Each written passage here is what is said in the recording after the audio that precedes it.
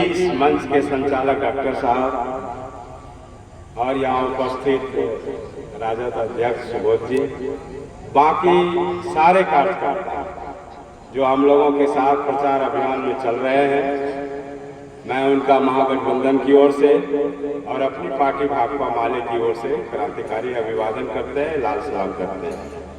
साथ ही मैं अर्पणा कुमारी जो हमारा कैंडिडेट है, महागठबंधन का कैंडिडेट है, उनको जिताने के लिए जो बड़ी संख्या में बगरी ग्राम से महिला, बच्चे, अभिभावक, नौजवान इस परिसर में जुटे हैं, मैं उनका भी अभिवादन करता हूं, क्रांतिकारी सलाम करता हूं। साथियों, इस बार का चुनाव बहुत ही महत्वपूर्ण चुनाव है।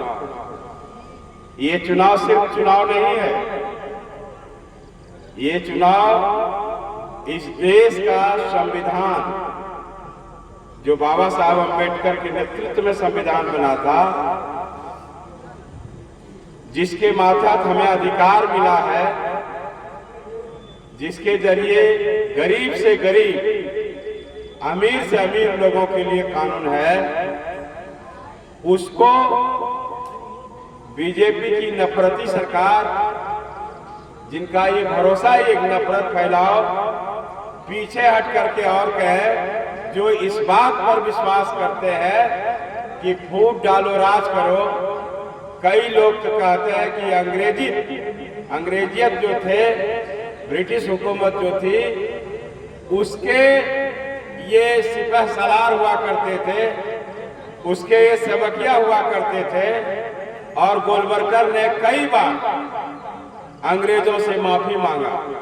उन्होंने तो साफ कहा, हुजूर माई बाप, हमको एक बार अंडमान निकोबार के जेल से निकाल दीजिए, हम दोबारा गलती कभी नहीं करेंगे। तो ऐसे लोगों की ये सरकार है जो अंग्रेजों की दलाली का क्या करते थे। अंग्रेज गया, देश में बड़े जो जमींदार थे, जिसकी कोरा पिछड़ों पर, दलितों पर, पीठ पर पड़ता था, उसका दलाली किया। ये पेशवा की राजनीति करते थे, उनकी सरकार। आज उनकी सरकार जब बनी है, ये हमारे संविधान को ही बदल देना चाहते हैं। वो कहते हैं कि हम मनुस्मृति लाएंगे,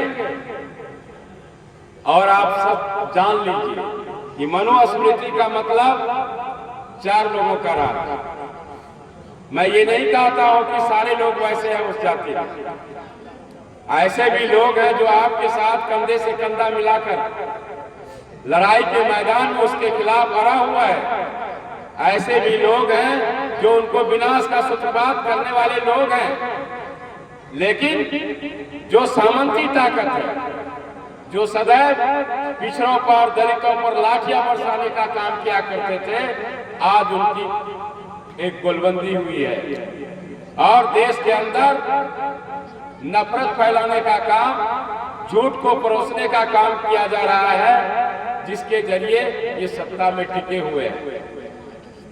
साथियों, हम लोग मुद्दे पर चुनाव लड़ रहे हैं। हमारे साथियों ने कहा कि आशा कर्मी को, आंगनबाड़ी सेविका को, सहायिका को, कुल मिलाकर के कहिए कि जितने भी स्कीम वर्कर्स हैं, सबका वेतन में वृद्धि होगा। जब हमारे गठबंधन के नेताओं ने, तेजस्वी जी के नेतृत्व में ये कहा गया कि हम 200 यूनिट बिजली फ्री करेंगे, तो नीतीश जी ने डर से ही 125 यूनिट बिजली फ्री कर दिया। मित्रों, हमारे तेजस्वी सरकार ने जब बनेगी तो किसानों के कर्जे माफ होंगे। आज तक जो स्कीम वर्कर्स उनके अत्याचार का शिकार हो रहा है, 12 घंटे 8 घंटे काम करवाया जाता है और उसको न्यूनतम वेतन भी नहीं दिया जाता है, वैसे तमाम लोगों को सम्मान दिया जाएगा महागठबंधन की सरकार में। वैसे तमाम लोगों को इज्जत के साथ काम करने का अधिकार दिया जाएगा। किसानों के कर्जे माफ किए जाएंगे, उनके लिए विचार किया जाएगा और 2013 का जो किसान के पक्ष में कानून बना था उस कानून को लागू किया जाएगा।